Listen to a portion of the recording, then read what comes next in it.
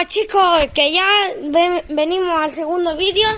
David va a repetir lo mismo, de tirarse toda la cuesta. Que yo soy David. Y ya sabéis, bueno, no sé si me conocéis, que Ian. soy un amigo de estos dos. Ian, y este es el cámara y por eso no sé por qué estoy grabando yo. Así que ahora graba. Te estás grabando tu muñeca. ¿Ahora graba?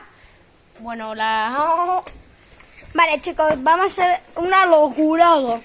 Yo sí que voy a hacer una locura, güey. Bueno, esto fuera una locura si te Vale, tiraras chicos. de la escalera. Chicos, callaros. En 3, Tienes que ir corriendo detrás. Que sí, que sí. 2. ¡Una! ¡Let's go! ¡Ya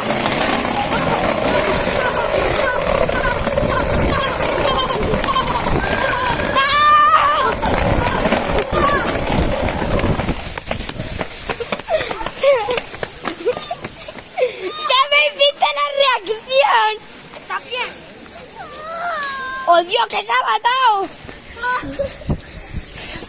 Chicos, tengo que cortar aquí y vamos a hacer el vídeo más largo, pero se ha caído David, así que lo voy a subir a YouTube, pero que se ha hecho mucho daño en la cabeza,